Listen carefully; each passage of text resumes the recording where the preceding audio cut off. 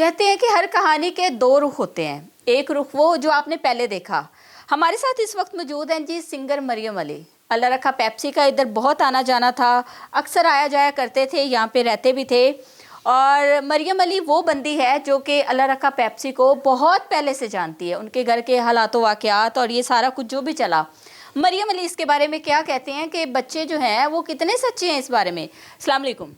वालेकुम अस्सलाम। क्या जी, अल्लाह का शुक्र। आप सुनाएं। मैं ठीक हूँ अल्हम्दुलिल्लाह, आप बताएं ठीक है। जी मैं बिल्कुल ठीक हूँ। सबसे पहले तो अल्लाह रखा पेप्सी साहब एक नामवर शख्सियत है और मैं नहीं समझती कि उन जैसा कभी फ़नकार दोबारा पाकिस्तान में या दुनिया में पैदा होना मुश्किल है, क्योंकि बहुत कम अरसे बाद ऐसा फ़नकार अभी पता है मेरे साथ उनका क्या एक ऐसे सके बहन भाइयों की तरह ताल्लुक़ था और इतने अच्छे इंसान, इतनी मासूम शख्सियत थी कि मतलब हर टाइम हंसी मजाक, बिल्कुल भी मुझे नहीं लगता था कि मेरा गैर है कि मतलब मेरे साथ बैठना उठना 24 घंटे और कोई भी दुख तकलीफ़ होती थी मैं उनके साथ खड़ी होती थी। सारी जितनी भी हमारी कम्युनिटी है ज़्यादातर उनको पता है कि मरियम और रखा भाई हैं, ये सके बहन भाइयों की तरह है। अक्सर हालांकि लगते नहीं थे,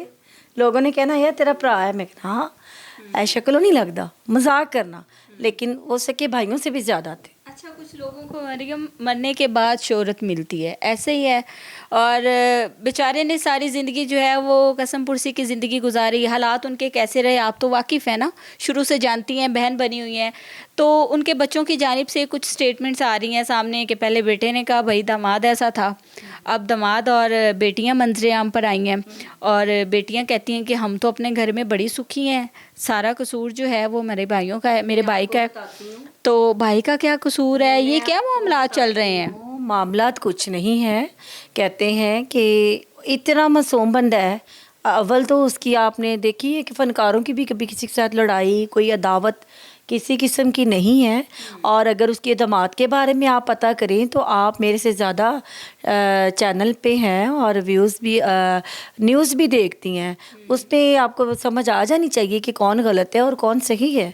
जहाँ तक अल्लाह रखा की बात है तो 4 साल पहले ये एक यूट्यूब चैनल पे काम करते थे, किसी के लिए वेब चैनल था और वहाँ पे ऑफिस था। तो ये ऑफिस में मतलब उन्होंने बाउंड किया हुआ था अपना, तो ये फ़ोटो तक नहीं बनाते थे। मैंने एक दफ़ा पूछा क्या हुआ, कहते इधर मैं बहुत सेट हूँ, मेरी सैलरी लग गई है, मेरे हालात बेहतर हो गए हैं ना पहले से, तो खुश थे। फिर एक दफ़ा उधर कोई मसला हो गया, उधर से छोड़ी जॉब और एक सूटकेस उनके पास था, इतना सा लैकेज था कि अब मैं कपड़े किधर रखूँ। मेरे पास तकरीबन 2 रूम है, एक टीवी लॉन्च है मेरे, मैं एक मतलब अपार्टमेंट में ही रहती हूँ। तो मैंने कहा चले बाहर वाला रूम जो है थोड़ी देर के लिए, जितनी देर आपका कोई ठिकाना नहीं है आप मेरे पास आ जाएं। तो वो ये हुआ कि वो मेरे पास आ गए। तो मेरे पास तकरीबन 4 से 5 साल बल्कि 6 साल मेरे पास रहे हैं अल्लाह रखा भाई। और ये होता था कि जो उनका मोनी रोड वाला घर था उधर उनका एक रूम था कि जहाँ वो ज़्यादातर नहीं रहते थे और वो रूम में भी उनके भाई शिफ्ट हो गए थे। उन्होंने कहा अगर तुमने आना है तो फिर ऊपर एक रूम बना लो। तो और बेटा बेटियां भाई बड़े रो रहे हैं। बात पूरी सुने। फिर उसके पास इतने पैसे नहीं थे कि वो एक कमरे की तामीर करके ऊपर रह सकता, यानी वो घर में से भी हिस्सा लेना मुश्किल था उसके लिए और वो रहना भी, क्योंकि उसका ज़्यादा काम इस तरफ था। और दूसरा ये था कि अगर उसकी फैमिली की बात करें, उसका बेटा बहुत लॉयल है, बहुत अच्छा बच्चा है और मेरे भाइयों की तरह है। और उसकी बेटी जो बड़ी है वो बहुत अच्छी है, उसने बाप की खिदमत भी की है, बाप से दुआएं भी ली हैं। बड़ी, हाँ जी, जो अरूज है। और जो 2 छोटी बेटियां हैं उनमें से एक बेटी का तो मैं कुछ नहीं कह सकती। एक बेटी है उसका हस्बैंड जो वो बहुत तंग करता था, वो सबको पता है। इवन के रमज़ान में जब ये ईद के दिन थे, शायद बड़ी ईद थी मेरा ख्याल, हाँ बड़ी ईद की बात, बकरा ईद ये जो गुजरी है इन दिनों में, उसकी जहाँ बाइक खड़ी रखा भाई ने ना, एक बारी स्टूडियो के पास एक रूम लिया हुआ था, उधर रेंट पे रह रहे थे और वो पठान थे, उन्होंने खाली करवा लिया। मैं गई, मैंने कहा क्यों खाली कराया? उन्होंने कहा देखें पता चला है कि जी इसकी बेटी और इसका दामाद उधर भी पहुँचे हैं। और जहाँ ये रहता था वही उसकी बाइक थी एक बेचारे के पास। क्या पहुंचते थे, मिलने के लिए पहुंचते नहीं थे, जी। हाल चाल पूछने के लिए नहीं पहुंचते नहीं, थे? हाल चाल क्यों पूछने, वो पैसे लेते थे, डराते थे, धमकाते थे। उसका एक नाम था, शरीफ आदमी था, उसके पास जो होता था वो दे देता था, नहीं होता था फिर उसको फ़ोन करते थे। कभी वो सिम चेंज करता था, कभी फ़ोन बन जाता था, कभी वो उसे। और ये बकरा ईद पे तो इन्होंने एंड कर दिया रखा भाई, शो से नहीं, टीवी की मेरे ख्याल रिकॉर्डिंग थी, कोई वापस आए। और अभी तो उन्हें बड़ा अच्छा ना प्लेटफॉर्म मिल गया था पब्लिक टीवी पे, और इधर उधर शो वगैरह स्टार्ट हो गए थे। वो मेरे पास आए, आके इधर बैठे हैं, तो पीछे से आवाज़, मेरे नीचे घर के ना कुछ बच्ची की आवाज़ आ रही, इनकी एक बेटी, उन्होंने बच्चा उठाया हुआ, बहुत ज़्यादा बो रही थी, मेरे बाप को भेजो, आप कौन है। मैंने कहा 6 साल से तो बाप की किसी ने खबर नहीं ली, अगर वो आके बैठा उसको आपके घर के बाहर? मेरे घर के बाहर। इसके दामाद ने कहा तुमने बाइक देनी है कि नहीं, तुमने बाइक का वादा किया था। तमाशा आपके घर के मेरे सामने घर के बाहर लगा। मेरी तो वो कहते हैं कि मेरी गली वाले गवाह हैं सारे, मेरी गली में इसका दामाद बोल के गया, और मैं जाके नीचे, मैंने कहा तमीज़ से बात करो, अल्लाह रखा भाई, नीचे नहीं आ रहे थे, वो बहुत डरते थे लड़ाई से। अच्छा ये इनका दामाद बोला है तो मेरे पीछे छुप गए, मरियम तू मेरी बहन जाके गाल कर। मैं इसके दामाद को मैंने कहा तुमने हटना है कि नहीं। तो इतनी देर में इसके दामाद ने ना 15 को कॉल चलाई, मेरे घर के बाहर पुलिस आ गई। मैंने इस चीज़ का ले लिया एक्शन, मैंने कहा जाओ अब तुम बाइक लेके दिखाओ। इसने कहा मैंने बाइक लेनी है। मैंने कहा रखा भाई ये थाने आपको बुला रहे, पुलिस आई, उन्होंने कहा समझाओ शर्म करो। तो भाई तो ऐसे ना झोली उठा के इसको बददुआएं देने लगी बेटी को। ये बाप बेटी, मैंने इनकी वीडियो बनाई हुई थी, वो डिलीट होगी मुझसे, मिस्टेक होगी। अच्छा जब ये वाक़या हुआ, एक्सपोज होने थे। हाँ फिर जब ये गली की कोने पे गया ना, तो रखा भाई चाबी भी दे के आगे, बाइक की कॉपी भी दे के आगे। मैंने कहा भाई आप कहाँ जाएंगे, क्या करेंगे, इतना शरीफ इंसान डर गया। वो बेटी कहती है मैं हामला थी तो मेरे बाप ने कहा मेरी बेटी तो बड़ी तंग होती है, उसके शौहर के पास बाइक नहीं है। दानिश है उसका शौहर। झूठ बोल रही है वो। जो उसका शौहर है वो कई दफ़ा इधर एक बाइक नहीं, इससे पहले बड़ी बाइकें लेके जा चुका है, ठीक है। और इन्होंने, मैंने कहा कि एक होता है मारना, चलो जी गोली मार दो बंदा मर गया, एक होता है तड़प तड़प के मरना, इन्होंने वो किया है। एक बेटी उनकी बहुत अच्छी, उसने बड़ी खिदमत की, बड़ी बेटी। एक बेटा वो बहुत अच्छा है।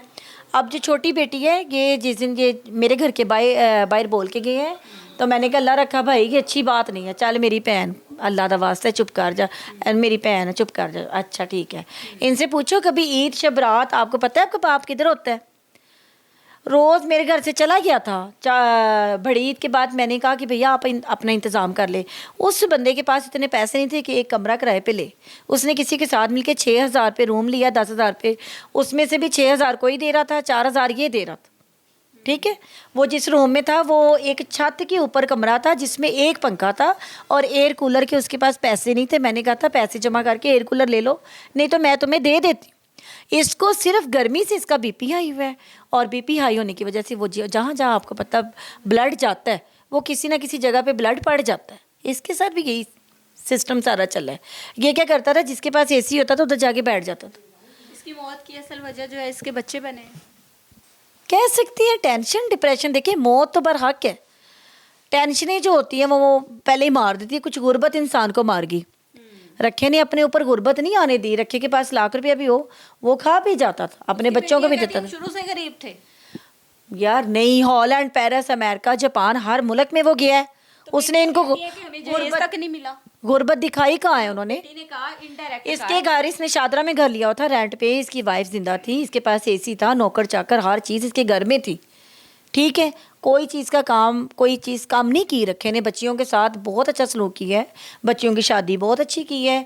अब बेटी का बता रहे हैं कि लव मैरिज की थी तो नाराजगियां, पसंद की हो जाती है शादी, क्योंकि माँ मर गई थी ना, बच्चों की माँ ही संभालती थी, तो ये बच्चों को बाहर से लॉक करके काम करने जाता था। बच्चियाँ सामने वालों के घर जाती थी और बच्चे थे, आपस में अटैचमेंट होगी, उन्होंने शादी कर दी। रखे भाई को पता नहीं शादी कर दी, रिश्ता मांगा, शादी होगी। शादी के बाद वो बच्चा ने काम ही कोई नहीं किया। जब बच्चे ने काम नहीं करना तो बच्ची ने आके बाप के पास रोना, बाप के पास जो था वो दे दिया, जब नहीं दिया तो वो लड़ाई पड़ गई। अच्छा आज ये लोग मीडिया पे आए हैं, बेटे की मैंने एक वीडियो देखी कि घर मिलना चाहिए। बेटियों का भी शायद कहीं ना कहीं इस तरह की कोई सोच होगी, तो क्या मेरी कहेंगी? बात सुने, मेरी बात सुने। सबसे पहले फर्स्ट ऑफ ऑल बच्चियाँ अपने घर वाली हैं। हक जो है इसके बेटे का है, सलमान नाम है शायद उसका, मैं तो उसको भाई कहती तो थी। बेटे ने खिदमत की है बाप की? बेटे ने 1 मिनट भी दूर नहीं रहा बेटा बाप से। बेटे को जब फ़ोन किया वो बताया, आया। कभी इधर भटक रहा होता था, कभी नहीं, मकान इधर में आया। ऐसे होता था ना कि उसके पास वो असल में फ़नकार जो होता है ना, ये भी कहीं टिक के नहीं बैठ सकते। इसको क्या था कि इसने शुरू से ऐसे ही ज़िंदगी गुजारी। जब घर में उसको कोई जगह ही नहीं मिलती थी, जाता था बेड नहीं था, सोने के लिए जगह नहीं थी, तो उसने भटकना ही था ना। बेटा तो शादी करके अपने इन लॉस में रह रहा है, तो जगह तो कोई नहीं थी ना उसके पास, चाहे बेटे के पास इतने नहीं थे कि उसके तो वसाइल। बेटे के बारे में भी बड़ी बातें सुनी है कि पहले उसी खातून के साथ ताल्लुक, फिर उसकी बेटी से शादी। सब बकवास है, कुछ भी नहीं है। बेटे का ऐसा कोई ताल्लुक नहीं है। कि माँ में से पहले एक बेटा नहीं, पैदा नहीं, किया है, नहीं। फिर उसी की बेटी से शादी की है। सब बकवास है, कोई ऐसी बात नहीं है। वो बहुत अच्छी बच्ची है जो उसकी वाइफ है, मैंने देखी नहीं है। अल्लाह रखा भाई बताते थे मेरी बहू बहुत अच्छी है, उनके ससुराल वाले बहुत अच्छी हैं। वो इतनी इतनी उनकी दाढ़ियाँ हैं और हाज उमरा किया हुआ है, वेल सेटल हो गया। उन्होंने रखे भाई से क्या लेना था। उनका बेटा अभी इतना काम नहीं करता था, फिर भी उन्होंने उनको एक्सेप्ट किया, शादी की। और रखे भाई ने काफ़ी पैसे भी लगाए इसकी शादी पे। मेरा ख्याल कोई 10-20 देगे उतारी हैं, उसको लेना देना सारा किया है, गोल्ड शोल्ड हर चीज़ दी है। तब रखा भाई करके आए थे। ये खबरनाक जब दुबई में चला गया था, रखा भाई दुबई में थी, तो मैं भी दुबई में थी, मेरे साथ बातचीत होती थी। जो उनसे पैसे लेके आए, उन्होंने शादी की थी अपने बेटे की, धूमधाम से की है। इधर घर रेंट पे लिया था 6-7 महीने के लिए। फिर रखा भाई उधर रहते नहीं थे, तो बेटा कहाँ से इतने किराए शराए देता। उसने कहा फिर मैं अपने ससुराल में चली जाती हूँ। बहुत अच्छी बच्ची है, सब बकवास है, ये कुछ भी नहीं है ऐसा। ठीक हो गया। अच्छा, मुझे बताएं कि फ़नकारों की ज़िंदगियां जो है ना वो कुछ ऐसे ही देखी गई हैं। कसम पुरसी की ज़िंदगी, हालात जो हैं वो बड़े डाउन हो जाते हैं, कोई पूछता नहीं, ख़ासकर अपने भी नहीं पूछते। इस बारे में आप क्या कहना चाहेंगी? मैं आपको एक बात बताऊं, फ़नकार सच में मासूम होते हैं। आप कई फ़नकारों के घर में जाएं जिन्होंने किराए भी नहीं दिए होते घर में, और खाने की भूख पड़ी होती है, क्योंकि इनको टीवी चैनल कहाँ पे क्या मिल रहा है। अरबों भी आए तो फ़नकारों तक अगर तो आते भी हैं तो हमें नहीं पता किधर आते हैं। मैं भी एक आर्टिस्ट हूँ, मैं भी फारिग हूँ, किस टाइम नहीं भी काम आता तो हमें कौन देता है। अगर मैं शोबिज़ के काम पे बैठ जाऊँ, मेरा तो 2 दिन 4 दिन बहुत मुश्किल गुजारा हो। ठीक है, मैंने एक सैलून बनाया हुआ है अपना, साइड पे काम, साइड बिजनेस किया हुआ है मैंने, सैलून बनाया हुआ है। इसके अलावा मैंने ये डिज़ाइनर का भी करती हूँ काम, कि भाई काम चलना चाहिए। अब देखिए मुहर्रम सफ़र में कौन सा काम है, टीवी का काम है। अब सारे कह रहे बहुत अच्छा था, बहुत अच्छा था। मैं तब मानती जब जीते जिसकी कोई हेल्प करता। वो मरते तो हर बंदा कह देता बहुत अच्छा था। जिंदा लोगों की कदर करें। अब अगर उसका बेटा उसकी जगह पे है तो वो इस काबिल है, उसका बेटा है, ठीक है। उसको जो उसने इतना काम किया पाकिस्तान के लिए, उसको कोई घर दे दें। 1-2-2.5 मरले की ख्वाहिश थी उसकी, अल्लाह रखा भाई की, वो पूरी करें। बच्चे को कोई अच्छा कोई प्लेटफॉर्म दे दें ताकि वो भी अपना गुजर गुजारा अच्छे तरीके से कर सके।